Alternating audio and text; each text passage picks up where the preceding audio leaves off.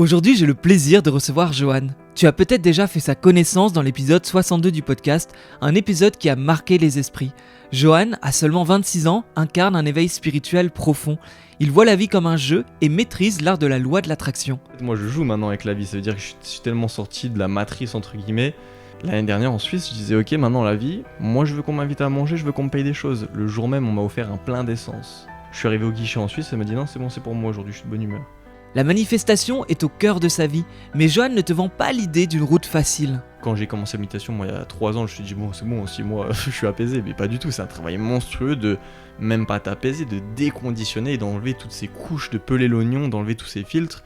Et moi je me fous à l'étranger parce que c'est là où ça va le plus vite. Oui, voyager et faire face à l'inconnu sont pour lui des clés pour accueillir la magie de la vie et expérimenter la spiritualité. Et tous les gens qui ne sont pas du tout spirituels ou quoi que ce soit, le fait qu'ils se disent « Ah, je suis trop nul, ah, je suis pas assez ça », c'est de la pensée créatrice. Tout ce que tu fais dans ta vie, c'est de la pensée créatrice. Ça veut dire que la vie est à la hauteur de tes croyances. Johan partage comment se libérer des croyances limitantes, déprogrammer les pensées obsolètes et vivre en lâchant prise.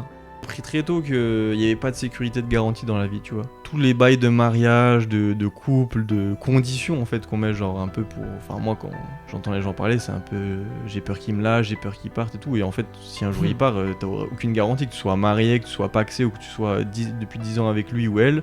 S'il veut partir, il veut partir. Avec Johan, c'est un témoignage rafraîchissant que je te propose, loin des enseignements trop sérieux, avec humour d'ailleurs concernant la manifestation. Faut que tu me donnes des conseils parce qu'il y a des trucs que moi je demande depuis un moment, je l'ai pas eu et toi tu les as. Comme Le plan à 3. Avec nous, tu vas rire, te poser des questions sérieuses et voir la vie autrement. En tout cas, n'oublie pas de laisser 5 étoiles sur Apple Podcast ou Spotify, ainsi qu'un petit commentaire, ça te prend que 2 petites secondes. Et sur l'Instagram Osez by Nico, tu trouveras les vidéos pépites de cette interview. Bonne écoute. Salut Johan. Salut Nico. Comment vas-tu ? Bah ça va très bien. C'est la deuxième fois qu'on se voit.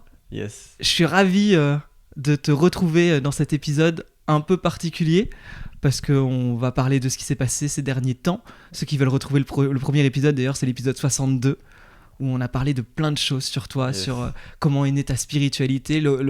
T'as un épisode qui a fait tellement parler. Ah ouais ? Il y a eu tellement de retours, tellement de gens qui se sont dit mais c'est qui ce mec ? C'est vrai ? Ouais, qui a autant de recul sur sa vie. Ok. Et j'ai réécouté l'épisode avant de te revoir, et je me suis dit putain, au niveau de punchline... si vous n'avez pas entendu l'épisode 62... Je pense que ça bouillonnait, parce que je voulais faire ce truc de podcast ou d'écrire un truc ou quoi. Et le fait que moi, ce que j'ai le plus aimé, c'est que tu sois là. Et que si je suis tout seul avec ma caméra, je peux envoyer des dingueries, t'es tout seul dans ton monde, etc. Et le fait d'être avec quelqu'un, t'es beaucoup plus doux, beaucoup plus à l'écoute, beaucoup plus dans la suggestion, tu vois. Et ça change un peu avec mon côté où, tu vois, j'envoie des punchlines sur les réseaux, je dis les 4 vérités à tout le monde, et ça marche pas forcément, comme on disait tout à l'heure, de plus suggérer que juger, quoi. Et t'es vraiment la personne qui a étonné plus d'un sur l'expérimentation, c'est-à-dire que tu pousses toujours à l'action et en même temps t'as quelque chose de très presque entre guillemets perché / spirituel, Ouais. et pourtant t'es dans la matière, et c'est je pense ça qui a plu autant aux gens qui me disaient mais c'est super, un mec comme ça qui est jeune et qui arrive à moderniser quelque part ce qui est dit par des gourous, et en fait là se dire on peut avoir 25 ans 26 là. 26 vieux, mais ouais. Et finalement être un mec dans l'air du temps, qui fait du rap, qui fait de la musique, qui voyage, et qui en fait est dans une spiritualité et la matière, et je pense que c'est ça qui a plu. C'est ça. Je pense, ce qu'on disait juste avant là de commencer, le côté un peu dev perso, livre, très, on donne des solutions, on donne ce qu'on a compris. Il a aucune valeur sans l'expérience, et du coup là le fait que moi j'ai toujours amené l'expérience avant la théorie, tu vois, tu peux me dire ce que tu veux, si je l'ai pas vécu, si je le comprends pas. Et c'est important de ramener les pieds sur terre un peu. C'est un peu trendy, tu vois, c'est un peu la tendance, le dev perso / spiritualité. Du coup, tu vois beaucoup de trucs sur les réseaux, et à un moment donné, t'es en mode mais je suis 20 comptes, et en fait, qu'est-ce qui change dans ma vie ? Il faut que je le vive, quoi, pour que je comprenne ce que la personne elle fait, tu vois. Si t'arrives avec des trucs tout faits, si tu prends la recette de quelqu'un d'autre, tu vas pas forcément avoir la même soupe, tu vois. Donc, faut faire ta soupe toi-même tout seul. Et ramener s'ancrer un petit peu sur terre, quoi. J'ai réalisé ces derniers temps que je méditais beaucoup plus quand j'allais très bien, et que quand je vais mal, j'arrête de méditer. Ah ouais ? C'est complètement con, parce que normalement la méditation est là pour t'amener tu vois, du calme. Si tu vas bien, en vrai, qu'est-ce que ça t'apporte de dire, j'ai médité pendant un quart d'heure, ça allait bien et ça va encore bien. Tu vois, quand ça va pas, c'est là je trouve que c'est challengeant d'aller se poser et de regarder ses émotions. Ah oui, là c'est un effort. Mais en vrai, il n'y a pas de meilleur moment pour méditer, je pense. Le principe, c'est d'en ressortir plus apaisé. Après, si t'es déjà joyeux, enfin, c'est plein d'émotions en fait. Si t'es déjà joyeux ou t'es déjà dans un truc d'effervescence, tu peux méditer. Moi, ça me permet de me recentrer sur moi et de, je sais pas trop m'éparpiller, par exemple. Je vois beaucoup de monde à Paris, etc. Je vais méditer, même si tout va bien, pour me recharger un peu, ma batterie sociale, tu vois. Mais c'est vrai que quand ça va moins bien, après, tout le monde est différent, mais c'est un effort, quoi. T'es en mode, ouais, je préfère me foutre sur le téléphone ou me regarder une série Netflix. C'est sûr que c'est un effort parce que tu sais que tu vas affronter certaines choses, mais en vrai, c'est un peu comme on dit, la douche de l'esprit, tu vois. Du coup, que ce soit bien ou mal, tous les jours ou une fois par mois, tant que t'essayes, du moins, je pense que c'est cool. Hein. Ouais. J'ai repris, en tout cas. Ouais. Parce qu'en Colombie, t'as un peu lâché. Ouais, c'est chaud de garder en voyage un peu avec le. La Colombie, j'avais pas du tout médité à part la semaine de méditation. Forcément, mais en Colombie, par contre, c'est vrai que c'était fou à quel point j'ai vite lâché ça et j'étais dans l'expérimentation, là, pour le coup, plus que dans l'introspection. Je me le suis imposé dans la semaine de méditation et l'ayahuasca, mais en dehors de ces 10 jours. En fait, c'est hyper compliqué d'ancrer une routine quand t'es toi-même dans l'inconnu tout le temps. Et moi, j'ai remarqué ça, faut cravacher 2 fois plus, faire 2 fois plus d'efforts pour te dire non, même si je suis à fond, il y a plein de gens, là, ça m'attend peut-être pour partir faire un truc en journée. Et il faudrait se lever plus tôt, tu vois. Moi, c'est le truc que j'ai du mal, il faudrait que je me lève plus tôt que tout le monde, vraiment au lever de soleil, tu vois, ce serait mon rêve. Et je fais toute ma routine et après dès que les gens se lèvent comme ça, moi je suis carré, tu vois, j'ai fait ma méditation, je me suis étiré, je suis prêt à commencer la journée. Mais là je l'ai fait en Thaïlande, tu te lèves direct, ça commence, t'es déjà dans un taxi, t'es déjà au milieu de Bangkok et tout, c'est chaud. Mais il faudrait l'ancrer. Après je l'ai réussi à l'ancrer au Népal, parce que du coup j'ai fait 1 mois de Thaïlande et 1 mois et demi de Népal. Ouais, parce que juste pour remettre dans le contexte, quand on s'est rencontrés, tu as parlé de ton parcours dans l'épisode 62, sur le fait qu'à un moment donné, tu t'es retrouvé à partir au bout du monde. Ouais. On a beaucoup parlé de qu'est-ce que le voyage apporte, d'ailleurs dans la connaissance de soi.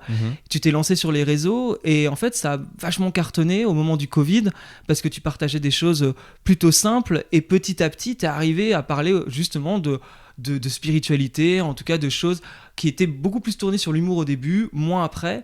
Et quand tu me racontais en fait cette histoire, ça terminait, enfin cette histoire, en tout cas cette partie de ton parcours, ça terminait sur « je veux repartir ». Parce que là, tu étais à Paris, mais il y avait cette envie de repartir. Yes. Et c'est ce qui s'est passé. Pourquoi t'es reparti ? En fait, c'est même pas une envie. C'est que j'étais au Népal pendant 2 mois après 1 mois d'Indonésie. Du coup, ça faisait 3 mois que j'étais sur la route. Et je savais qu'avec mes potes d'Australie, justement, enfin, c'est des Français, chaque année, on se fait une fois des vacances ensemble, tu vois. Donc, il y a 2 ans, c'était au ski. L'année dernière, c'était dans les gorges du Verdon avec mon van. Et là, en fait, ma meilleure amie était en Australie. Mon pote était à Marseille, mais il devait aller voir ses parents en Thaïlande. Enfin, il y avait un truc qui convergeait vers la Thaïlande. Et j'ai dit, bon, c'est vrai que j'abuse un peu. J'avais eu, tu sais, je t'avais dit dans le podcast, j'avais eu un peu cette claque de solitude et qu'il fallait que je m'ouvre plus, etc. Et je me suis dit, vas-y, je vais faire un effort. J'aime pas du tout prévoir un voyage à l'avance. Mais on s'est dit, 10 avril, on est en Thaïlande, on est à Bangkok. Et il y avait un festival, donc ça s'appelle Songkran. Et en fait, pendant 3 jours à Bangkok, c'est la fête. Et c'est plein de pistolets à eau. C'est des batailles d'eau, en fait, constantes dans la rue. Mais pendant 3 jours d'affilée, c'est la fête. Et du coup, on a fait ça. Et en fait, à le moment où j'étais au Népal, j'étais en mode soit je reste en Asie et je patiente 2 mois, du coup, en attendant ça, pour pas reprendre un avion. Aussi pour l'empreinte écologique et tout ça, tu vois, l'empreinte carbone. Et je me suis dit non, je le sens, il faut que je rentre. Et du coup, c'est là où je suis passé par Paris. Enfin, je devais rentrer chez moi. Et en fait, je suis resté 1 mois et demi à Paris. Là, on a fait le podcast.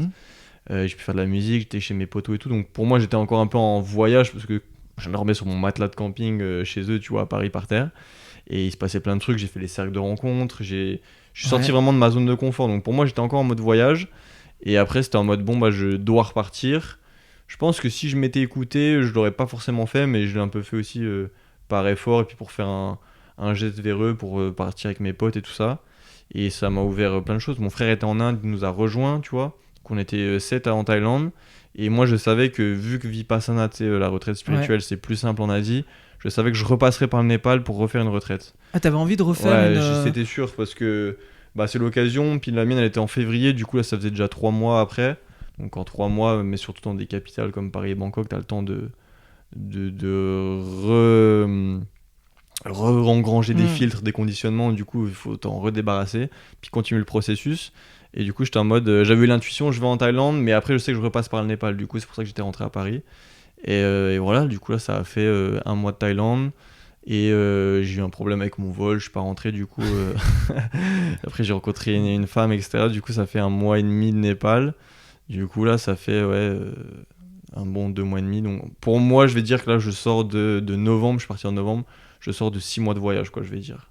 Qu'est-ce que tu retiens là des dernières semaines justement de voyage attends, j'ai perdu. T'étais en Thaïlande là. Ouais, Hein. j'étais à Thaïlande, Bangkok, après j'ai fait 2 semaines au nord Voilà. dans un camp de Muay Thai. Et ouais, j'ai découvert plein de trucs. J'étais en mode full expérimentation, tu vois. J'ai rejoint une abonnée que j'ai rencontrée à Bangkok sur un coup de tête. On est monté au nord avec mon frère. Et j'ai fait 10 jours de Muay Thai. On est dans une petite ville, c'est un petit Eldorado là-bas, c'est vraiment cool. Mais c'est pour ça que j'étais pas en mode voyage. Vraiment, les 2 derniers mois, c'était plus du. Tu me demandes ce que j'en ai retiré, c'est plus. J'ai appris à faire du slow travel, tu vois, de plus me poser. Moi, avant, j'étais grave dans un truc de. Je me suis rendu compte que j'étais un consommateur, en fait. Tu vois, je consommais la nature, je voulais tout le temps être. Enfin, tu sais, c'est hyper effervescent quand tu dors tous les soirs, tu sais pas où tu dors, t'es en tente. Et en fait, j'ai découvert de rester plusieurs semaines posé quelque part. Du coup, j'ai fait 2 semaines Bangkok, on était dans un Airbnb. Après, avec mon frère, on était un peu entre deux dans la ville, tout ça. Donc, quand même posé quelque part où tu sais où t'es, tu vois. On a fait 2 semaines du coup à Pai, dans le nord de la Thaïlande, sans bouger. Il n'y avait pas trop cette vibe aventure, tu vois. On aurait pu s'envoyer dans des randos, dans des treks, dans des trucs. C'était vraiment chill. Et le Népal, en fait, je me suis surpris. Du coup, je suis arrivé au Népal, j'ai refait un Vipassana, mais de 3 jours. J'ai pas fait 10 jours, parce que ça me faisait trop flipper. Et par contre, après, j'ai servi en tant que volontaire. Du coup, ça a tiré sur 7 jours. Donc, j'ai été 7 jours un peu dans un cadre carré. Et après, en fait, je suis resté 1 mois d'affilée à Katmandou, en plein centre-ville, dans le chaos, tu vois. Et j'ai vraiment expérimenté le chaos, en fait. Et je suis tombé malade sur 20 jours. Enfin, il y avait beaucoup de choses qui se passaient avec mon corps et tout. J'avais aussi, pendant le Vipassana, arrêté le sucre, le gluten, la viande et tout. Donc, il y avait plein de rééquilibrage qui se faisait. Et quand tu retombes dans la vraie vie, à essayer de manger un truc par-ci par-là, où il y avait le bruit, la pollution, tu vois, je faisais des crises de toxémie assez élevées. Parce que mon frère, il s'y connaît très bien, tu vois, en tout ce qui est nutrition, hygiénisme, etc. Et je tombais malade et je comprenais pas, tu sais, il y avait rien qui bloquait et tout. Et en fait, c'était trop de toxines, trop de pollution, trop de bruit. Je suis hypersensible des oreilles, tu vois. Ouais.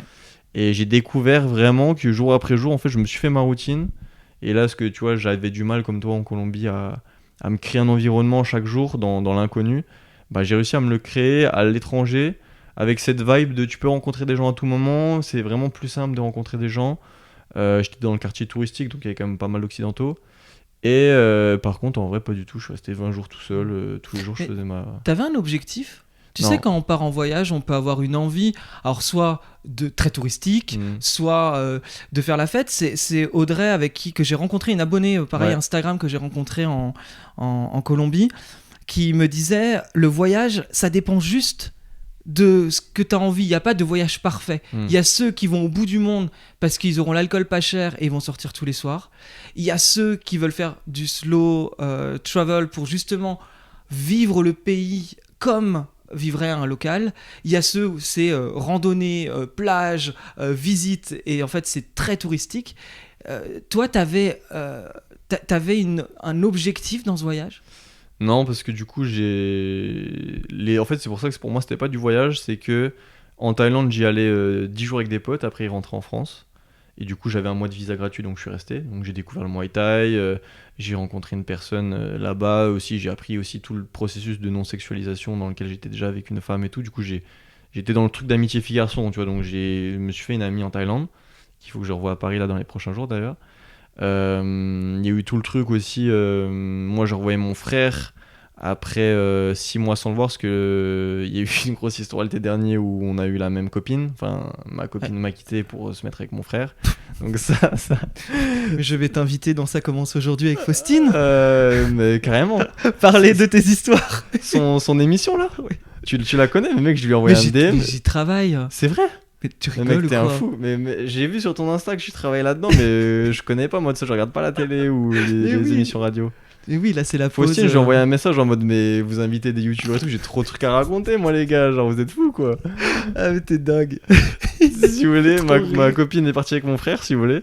Et du coup, après, c'était très ouvert, tu vois, on a énormément communiqué. Moi, c'est mon frère, il est dans le chemin, tu vois, aussi, Vipassana et tout. Mais il y a eu 6 mois où j'ai eu besoin de temps, tu vois, pour. Puis je pense que j'avais fait un peu un déni. Et pendant le Vipassana, c'était ressorti, etc. Mais du coup, on s'était revus en Thaïlande après tout ça. Enfin bref, tout ça pour Mais dire que. là, j'entends effectivement que tu as des relations, etc. Mais en fait, j'ai presque du mal à comprendre réellement pourquoi tu restais et pourquoi tu Ouais, faisais tout ça. bah Et les. limite, je me suis posé la question, et tu vas me dire si ça te parle, mais est-ce que quelque part tu ne fuyais pas quelque chose que tu ne veux pas trouver en France, que tu n'arrives pas à trouver ou trouver ta Ouais. place ou quelque chose comme ça, et que le voyage te permet d'expérimenter, tu vois, comme tu le dis avec un truc hyper simple. Mais est-ce que derrière se cache pas en fait une peur d'une certaine réalité? Il y a une peur de la routine derrière, et c'est le gros apprentissage de ces 2 mois, c'est que j'avais trop peur de l'ennui en fait. Vu que je travaille pas, que j'ai pas un cercle d'amis proches, je suis pas basé quelque part avec des potes, tu vois, où on sort chaque semaine, ou juste je suis souvent seul, enfin je suis la majeure partie du temps seul, dans mon chemin dédié, tu vois, essayer d'être carré sur l'alimentation, etc. Je suis un peu dur avec moi-même, et ma plus grande peur clairement c'était l'ennui. Donc juste pour finir le truc, c'est qu'en gros je suis allé en Thaïlande 10 jours, après j'avais un mois de visa donc je suis resté 20 jours de plus, et au Népal je suis venu pour Vipassana 6 jours et je suis resté 40 jours de plus. Donc c'était un peu erré, tu vois. Mais en fait j'ai découvert que je kiffais l'ennui. Genre, bah en fait mon Vipassana de 3 jours, il m'a détruit la gueule parce que j'ai tout repris dans la tronche, les trucs avec mon frère que j'avais laissé un peu au fond, tu vois, apparemment qui dormait. Parce Donc, en Vipassana, février, je l'avais fait 10 jours, tu vois, il y aurait plus de ouais. trucs qui auraient pu remonter. Mais c'est un peu, tu vois, comme peler l'oignon. J'ai dû enlever beaucoup de couches pour arriver au cœur, et au cœur, il y avait un truc bien dans le déni, tu vois, apparemment, des émotions refoulées, de haine, de rancœur. J'ai passé 3 jours vraiment en enfer dans ma retraite. J'avais envie de porter plainte contre mon ex. Je me suis dit, mais mec, je me suis fait manipuler. Comment c'est possible, Johan, la tête sur les épaules? Je me suis fait manipuler. J'ai jamais osé le dire, ça, tu vois, c'est un peu tendance de dire que t'as vécu une manipulatrice ou un père narcissique, tu vois. J'osais pas le dire. Mais je me suis dit, mais mec, t'es complètement sous emprise. Et le pire, c'est que c'est un truc que j'aimerais parler dans le futur, c'est sous emprise spirituelle. Tu vois, vu que moi j'arrivais là-dedans, c'était énormément de manipulation avec l'invisible et des choses qui n'existaient pas, enfin, ou dans sa tête, ou dans sa réalité à elle. Et quand on vient à dire, non, non, mais c'est pour l'amour inconditionnel, tu dois ascensionner, tout va bien avec ton frère, alors enfin, elle a couché avec, tu vois, tu te dis, ah oui, il y a de la manipulation derrière. Mais sur le moment tu le vois pas, et j'ai découvert qu'on pouvait manipuler avec la spiritualité, tu vois. Et c'est un Oui. sujet que je voudrais aborder dans le futur, parce que je vois peut-être si les gens s'intéressent à ce que je fais et tout, ils disent ah ouais, ok, je sais pas, on a des guides spirituels, ou ok, il y a des êtres d'autres dimensions, ou ok, je peux faire des demandes à l'univers, on me répond. Mais s'il y a des gens, il y a un truc aussi d'ego dans la spiritualité, je trouve, et dans le dev perso, où il y a des gens qui l'utilisent pour l'argent, il y a des gens qui l'utilisent pour combler leur manque affectif, tu vois, ce que mon ex faisait avec le fait de se sentir importante, etc. Bref, du coup, au final, j'ai pu m'expliquer avec mon frère. Et en fait, au Népal, j'ai découvert que, avec ce Vipassana, que l'ennui, c'était mon meilleur ami sur la créativité, en fait. Hmm. Et j'ai eu tellement d'idées en 3 jours, voilà, justement de faire un podcast ou de faire un peu une émission pilote en projet télé, en invitant des abonnés, tu vois, en répondant concrètement. Ça me saoulait cette identité un peu des réseaux, d'Instagram, TikTok, de très rapide, tu vois, de très court. Et je voulais vraiment. Enfin, ma mère, elle dit toujours, je suis en train d'errer, tu vois. J'ai pas vraiment. Mais c'est vrai, tu vois, c'est ce que tu dis, j'ai pas vraiment d'objectif. Et moi, mon passe-temps, vraiment, j'ai l'impression d'être un peu un alien. Mon passe-temps, c'est de voyager, tu vois. Mon passe-temps, c'est d'aller à l'étranger, parce que je sais que je me ferai plus d'amis qu'en France. Je sais que c'est l'inconnu tout le temps, je peux m'envoyer n'importe où, c'est pas la même culture, c'est pas la même langue. Et je me fous un peu dans la merde volontairement, parce que même quand j'étais plus jeune, je me suis toujours foutu dans des histoires, que ce soit même illégalement avec des autorités, tu vois, ou des aventures pour avoir l'impression de vivre quelque chose, parce que je me fais souvent vite chier. Et là, la prise de conscience, ça a été vraiment l'ennui. J'ai tellement de choses à faire, en fait, de la musique, écrire un livre, je sais pas, genre aller vers les gens, tu vois, Et en fait, jour après jour, j'étais à Katmandou et le temps il passait, 5 jours, 10 jours, 15 jours. Je me dis putain, mais je vais rester combien de temps ici? J'aurais pu aller, tu sais, genre c'était le pays de l'Himalaya, genre j'aurais pu aller me foutre. Je me disais non, j'ai pas envie. À ce moment-là, mon frère il était sur la colline de Katmandou, et il me disait la même chose. Il me disait putain, mec, j'ai pas d'intuition, ça bouge pas et tout. Je dis bah vas-y, on reste là. On était même pas ensemble, tu vois. Moi j'étais dans le centre, et en plus dans un centre hyper agressif, hein, c'est vraiment les pays comme ça, c'est genre. C'était horrible, mais j'ai dû passer par là, et en fait. À un moment donné, j'ai dû bouger parce que j'ai cru que j'allais prendre mon billet d'avion. J'ai dit putain, je kiffais ma routine en fait. Et ça m'a mis les frissons. Je me suis dit mec, c'est la première fois de ta vie que tu viens de prononcer le mot, tu kiffais ta routine parce que t'avais une peur bleue. J'ai peur de la routine avec une femme, j'ai peur de la routine dans un taf. Je peux pas signer un contrat 3 mois, moi, c'est pas possible, tu vois. J'ai peur de. Là, tu vois, je suis dans une coloc à Montreuil. Ils me demandent si je veux prendre une chambre, mais je peux pas m'engager sur 6 mois, c'est pas possible. Je pense que c'est à partir du moment où je sais que je vais être à un endroit pendant une période de plus de 1 mois. Je me dis mais en fait je connais mon quotidien, alors que non, c'est là où il faut créer le truc d'inconnu et tout, mais en voyage il est induit.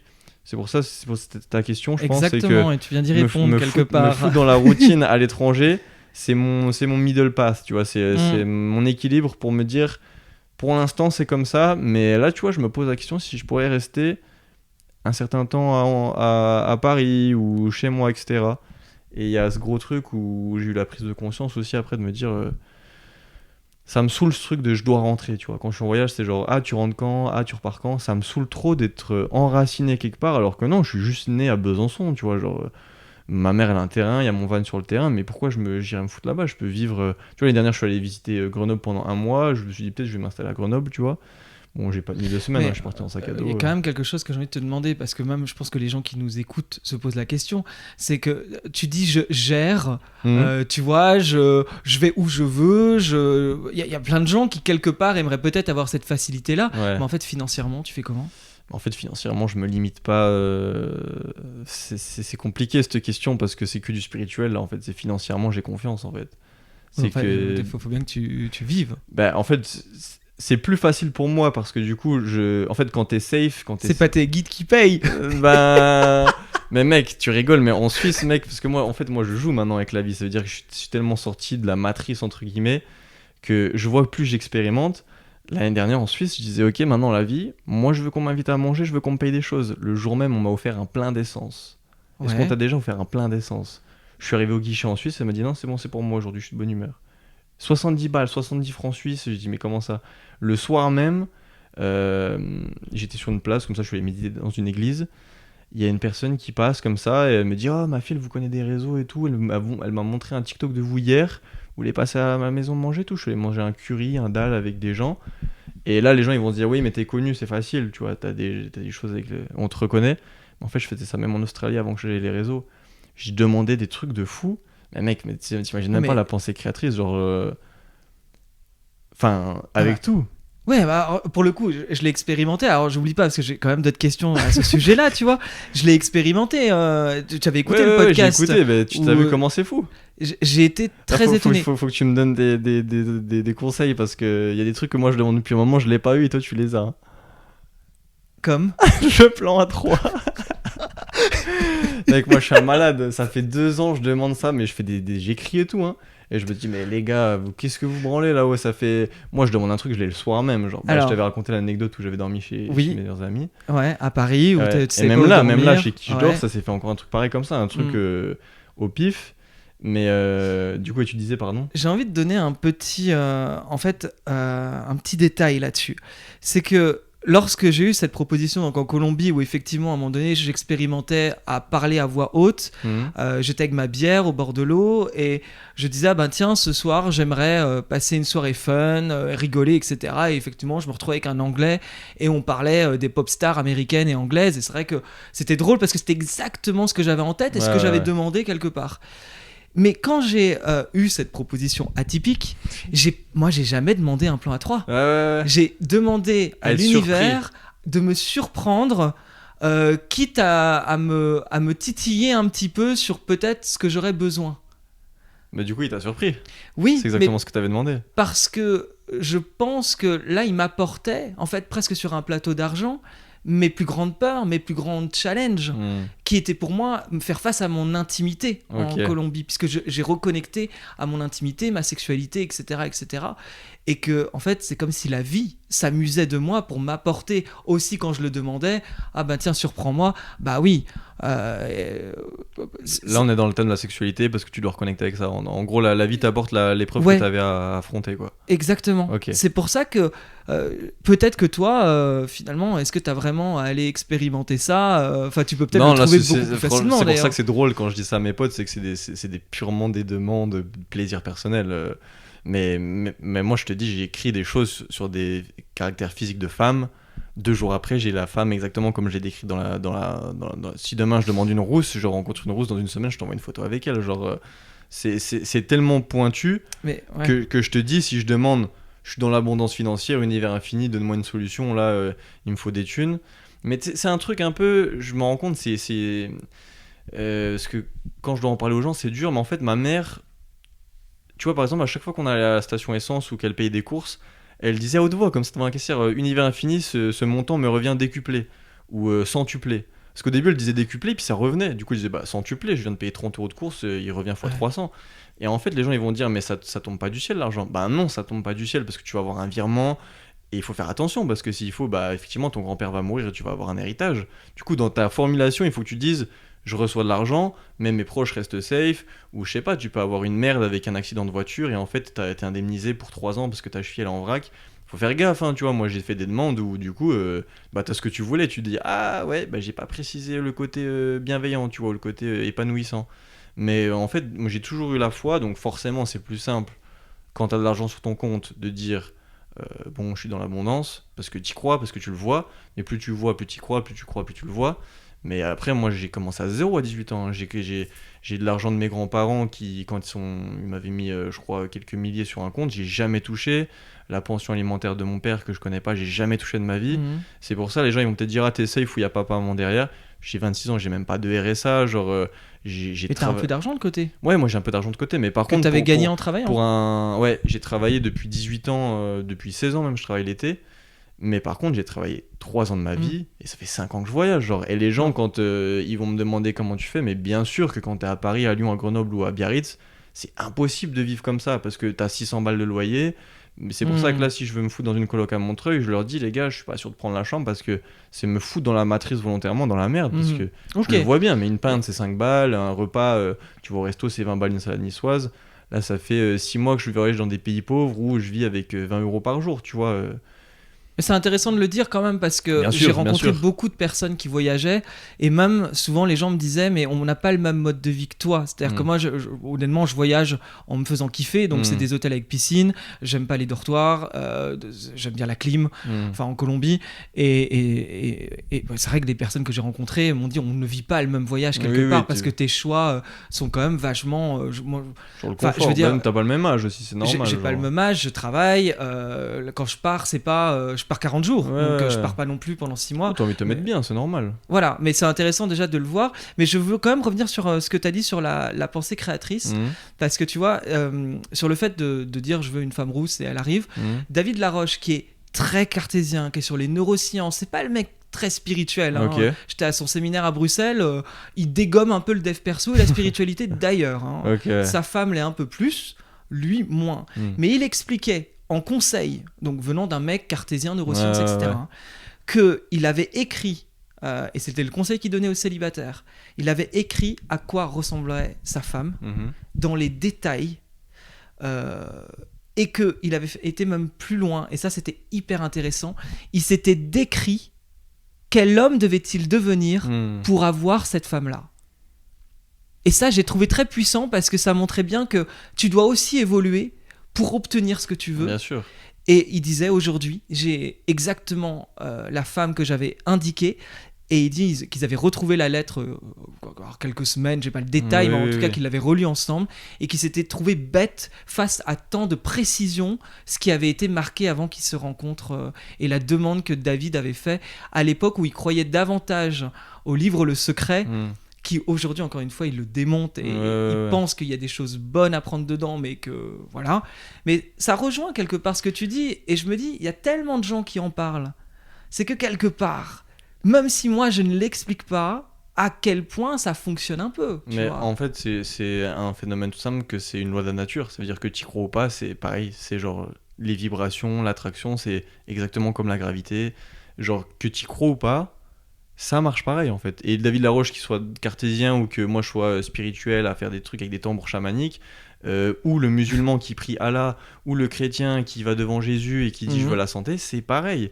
Et tous les gens, on va prendre l'exemple de Paris, qui ne sont pas du tout spirituels ou quoi que ce soit, le fait qu'ils se disent ah je suis trop nul, ah je suis pas assez ça, c'est de la pensée créatrice. Tout ce que tu fais dans ta vie, c'est de la pensée créatrice. Ça veut dire que t'as le résultat, la vie est à la hauteur de tes croyances. C'est tout, c'est aussi simple que ça. La vie, le pouvoir de l'être humain, c'est la conscience. Bah, tu as avec Fabien Olicard aussi. Tu vois, Fabien Olicard, par exemple, peu spirituel, plus sur la neuroscience et tout, mais le pouvoir de l'attention, là, son dernier livre, tout ça, c'est notre super pouvoir. Les animaux ne sont pas capables de réfléchir et de dire je veux ça. Ils mangent, ils survivent, ils chassent, c'est tout, ils dorment. L'être humain, on a la capacité, on est aussi hyper fucked up avec le mental, l'ego, tout ça, mais c'est notre super pouvoir en fait. De dire aujourd'hui je veux ça, je me lève aujourd'hui, je veux qu'on me surprenne, je veux un bouquet de fleurs, mais tu vas avoir un bouquet de fleurs. Mais le problème dans tout ça, c'est quoi le moteur? Parce que c'est comme ma mère me dit, si t'as une voiture et que t'as pas d'essence, tu vas aller nulle part. Hein. Tu vas être tout seul en train au volant, mais il se passe rien. Le moteur, c'est la foi, c'est y croire. Et les gens, ils croient pas en eux. Donc on est dans un monde où personne croit en soi. Et là, Pourquoi? parce que la société, parce que la religion, parce qu'on t'a pas appris, ni l'éducation, ni le système parental, ni. Y a personne qui t'a donné de notice, tu vois. C'est pour ça que moi, je galère et que j'expérimente autant et que j'ai envie d'écrire un livre. C'est pour dire, tu achètes mon livre, tu as les règles de la vie, comment ça fonctionne. Je te dis pas comment faire, je te dis juste la gravité, comment ça fonctionne. Tu lâches un objet, il tombe par terre. C'est les vibrations, tu demandes, tu reçois, ou tu envoies, tu reçois. Enfin bref, la théorie de la loi d'attraction. C'est même pas des théories, en fait, c'est des lois de la nature. Et on y répond tous, en fait. C'est pas si tu crois pas. Et tout simplement, on n'est pas dans un système, pas dans une société où il faut croire en soi. Parce qu'on est, bon, sans partir dans le truc complotiste, on est manipulé, on est maintenu dans la peur. Mais moi, je me suis dit, mais en fait, il n'y a pas de notice, il n'y a pas de règle. On m'a pas fourni le meuble Ikea avec la notice, tu vois, comment je fais. Bah, je suis allé, je suis parti, et le voyage, c'est ce que j'ai trouvé de mieux pour me foutre pleinement dans l'inconnu, que ça, mon ego, il s'était un peu, mon mental, il sait pas trop, parce que tout est nouveau. Et en fait, quand tu demandes l'argent, comment je fais, mais moi, en fait, je crois en moi, ça veut dire que je suis déjà arrivé dans des tafs, ça, c'est le meilleur exemple, j'étais arrivé en Corse, il m'avait dit, je te paye 2000 cash pour la saison, et je faisais genre 80 heures semaine, tu vois, j'avais tout, j'étais réceptionniste, j'étais serveur le soir et tout. Et je suis arrivé et au bout d'une semaine, je dis mon gars, c'est 3000 euros par mois là, je travaille 80 heures par semaine, j'ai pas de vie pendant 3 mois, même si c'est au black et tout, c'est parfait, mais. Et je dis, je vaux plus que ça, si tu me dis non, moi je m'en vais. Et dans tous mes tafs, en fait, quand j'étais en restauration avant, j'arrivais à Cannes, je travaillais à Cannes, je faisais tous les restaurants, tu vois, le Martinez, le Majestic, le Carlton et tout. Et en fait, les mecs, ils me proposaient 1800, je dis, mais je m'en bats les couilles, moi, il y a des gens qui vont faire la queue, moi je suis incroyable, moi je suis le meilleur serveur de la côte, tu vois. Et peut-être que pour des gens, ça va être de l'égocentrisme, souvent ceux qui n'ont pas confiance en eux.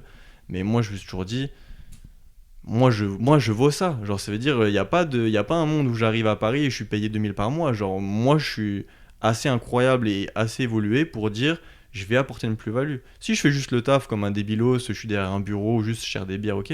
Mais moi, je suis théâtral, moi, je vais faire passer un bon moment aux gens. Moi, je suis là pour donner quelque chose au monde, tu vois, je suis là pour vivre avec le cœur. Et à Cannes, j'ai régalé des centaines de gens, des petits papis-mamies ou des gens qui venaient pour les feux d'artifice. C'était un jeu pour moi, tu vois, le couple qui arrive et qui s'est un peu embrouillé, et en fait, il ressort, ils ont le smile. Et je dis, moi, je vais apporter un truc, donc faut que tu me payes pour ça. Et en fait, moi, maintenant, je suis en mode. Carrément, pour moi, le fait de taffer, c'est horrible à dire, mais ce serait une expérience sociale pour moi, parce que vu que j'ai cette peur de la routine et tout ça, je me dis, bah, vas-y, fous-toi dans une brasserie à Paris, tu prends un appart et t'essayes, tu vois, pour voir comment les gens vivent, et je suis sûr que je kifferais. Mais si un jour je suis en galère, j'ai un peu ce truc, tu vois, j'aime bien me foutre dans la merde avec mon frère, on a souvent dit. Imagine là, tu deviens un SDF, tu vois. Il y a tout qui s'écroule dans ta vie, vraiment, il y a tout qui s'écroule, tu vois. C'est pas juste oh, on m'a quitté ou quoi. Il y a tout qui s'écroule, je sais pas, ta mère part ou quoi, et t'as plus d'argent, il y a une dette de fou qui survient de nulle part. J'aimerais bien, tu vois, repartir à zéro. Parce que j'ai cette excitation d'expérience, tu vois, de vécu. Et c'est ce que je fais. J'ai tellement la foi que je me dis, tu vois, même l'année dernière, quand je vis le pire truc au monde, ton frère te trahit avec ta copine, enfin, t'es en double trahison, t'as tout, humiliation, etc. Je me dis, mais en fait, il y a un truc de fou derrière qui arrive. Genre, c'est pour mon bien, tu vois. Et si demain je deviens SDF, ce sera pour mon bien. Mais j'ai la foi, tu vois, je sais qu'il y a un sens. Je sais que c'est pour quelque chose. Et je suis en mode, ok, l'univers, ça. Après, je toque à la porte aussi, tu vois. Je suis un expérimentateur, je suis un chercheur. Il y a des gens, ils sont dans le confort, ils vont pas chercher à évoluer. moi je tape à la porte parce que c'est mon passe-temps, tu vois, je suis dans un jeu, je suis dans une matrice, je suis dans une grande cour de récré, je suis là, j'observe ce qui se passe, je fais des demandes et je sais que je peux faire des demandes de fou, tu vois, si vraiment, par exemple, tu vois, là je me lance dans la musique, personne n'y croit, je peux te faire des formulations où dans 2 ans je remplis un Bercy, moi je suis persuadé, tu vois. Je le nourris pas plus que ça, c'est un passe-temps, c'est cool. Mais on en parlait avec ma mère il y a pas longtemps, on se disait, putain, justement, elle écoutait ton podcast avec Fabien Olicard, et le fait qu'il résume ses rêves en 10 mots, puis en 2 mots, etc. Elle dit, fais ça parce que toi, tu erres beaucoup et ça pourrait t'aider. Parce que je fais tout et n'importe quoi, je finis rien. Et en fait, j'ai juste l'impression que Bah, t'expérimentes. Ouais, c'est J'ai l'impression ça. que t'es un grand expérimentateur de la C'est ça. expérimentateur de la vie et tu prends la vie comme un jeu. Et ça, c'est Exactement. quelque chose d'assez quand même intéressant quand on t'écoute parce qu'il y a quelque chose où rien n'est très grave hein. Et finalement, tu peux te planter parce que vu que tu peux repartir à zéro, et c'est peut-être un défaut de beaucoup de personnes et je m'inclus dedans, quand bien même j'ai recommencé beaucoup de choses à zéro, mais cette idée de bah en fait si on rate un truc on repart et t'expérimentes et je pense que c'est quand même une sacrée qualité que t'as là. Je pense aussi, mais j'ai compris très tôt qu'il n'y avait pas de sécurité de garantie dans la vie, tu vois. Tous les bails de mariage, de couple, de conditions en fait qu'on met genre un peu pour... Enfin moi quand j'entends les gens parler c'est un peu j'ai peur qu'il me lâche, j'ai peur qu'il parte et tout. Et en fait si un jour il part, t'auras aucune garantie que tu sois marié, que tu sois paxé ou que tu sois depuis 10 ans avec lui ou elle. S'il veut partir, il veut partir. Hein. Y a à pas la de... ayahuasca, j'ai posé la question comment on fait pour arrêter de contrôler les choses, arrêter d'être contrôlant. Ouais. Et l'un des personnes de la tribu de l'ayahuasca m'a répondu la vie n'est pas contrôlable. Alors pourquoi tu voudrais la contrôler ? C'est clair. Et tu sais, je suis resté un peu. Qu'est-ce que je comprends pas. Comment ça? Je te demandais comment avoir des garanties là, tu m'en donnes pas, tu me donnes l'inverse. Et il m'a dit la vie n'est pas contrôlable, hein. Effectivement. Mais je lis un livre là de Osho, donc c'était un gourou indien qui est décédé. Et le livre s'appelle Le courage, la joie de vivre dangereusement. Et en fait, en parallèle, je lis l'intuition aussi de lui-même. Et il explique par A plus B, donc il y a l'instinct, la conscience, le mental, et puis l'intuition, la superconscience. Et que en fait, il a mis des mots sur tout ce que je vivais depuis 5 ans, parce que t'essayes quand même d'expliquer aux gens, tu vois, t'essayes quand même de dire, bah... Et je me suis toujours dit, je peux pas écrire un livre, je peux pas faire un podcast, parce que ma recette, elle va pas marcher pour lui ou elle, parce que j'ai déjà essayé de dire à des potes, bah vas-y, pars ou fais ça, mais en fait, si je lui donne pas les clés spirituelles, si je lui donne pas les bonnes clés, il va pas pouvoir ouvrir les serrures, tu vois. Mais en fait, je peux pas lui donner de clés du tout, je peux juste lui montrer le chemin, en fait. Et je peux lui montrer, bah telle porte s'ouvre avec telle clé, mais j'ai pas la clé, tu vois, c'est à toi de voir tout seul. Et en fait, il y a un truc par A plus B qui est que le mental, c'est la mémoire et l'imagination, et c'est que basé sur le passé. C'est-à-dire que tu ne peux pas imaginer une nouvelle couleur, tu ne peux pas imaginer une personne que tu connais pas, tu peux pas, même si tu dessines ou quoi, il y aura des traits de ressemblance avec ton passé. Et quand je me suis dit, putain, c'est vrai que le mental, il peut pas conceptualiser le nouveau, et c'est pour ça que je me fous autant dans l'inconnu, autant dans la merde, c'est que quand je suis dans le nouveau, mon mental, il est désorienté, tu vois, en mode, waouh, qu'est-ce qui se passe ? Je suis en train de dormir sur le bord de la route au Népal, j'ai jamais fait ça. Et il se la ferme, tu vois. Et de me dire que, tu vois, là, j'hésitais entre continuer mon voyage ou rentrer à Paris. J'ai dit, ok, tu te poses, tu fais une méditation et tu vois ce que tu sens. Donc moi, pour tester mon intuition, je m'imagine rentrer à Paris. Si j'ai une sensation de blocage, ou je sais pas si ça me serre la gorge, ou que j'ai le ventre qui se noue, je me dis, bon, bah, mon corps réagit, tu vois. Ou si c'est, je respire, j'ai le plexus qui s'ouvre, c'est que c'est oui. Donc je fais ça et ça me dit de rentrer. Je me dis, mais je vais rentrer, je vais faire quoi ? C'est l'été. Tu vois, je suis en train d'imaginer. Et je me dis, mais non, mais ton mental ne peut pas savoir ce qui va se passer. Juste, ton intuition te dit de rentrer. L'intuition, c'est comme un éclair, en fait, c'est la foudre. Ça te foudroie, tu sais pas d'où ça vient, tu vois. Et tu sais que tu dois être là à ce moment-là. C'est comme à Katmandou, je savais que je devais être là. J'ai expérimenté 20 jours dans le chaos, mais je devais passer par là. Et un jour, ça m'a foudroyé, tu te casses en nature. Et je me suis rendu compte de quoi c'était le jour du solstice et de la pleine lune. Et j'étais en mode, bon, bah, mon intuition, elle marche quand même un peu encore correctement. Ouais. J'ai dû aller me foutre en nature pour accueillir ce que j'avais à accueillir.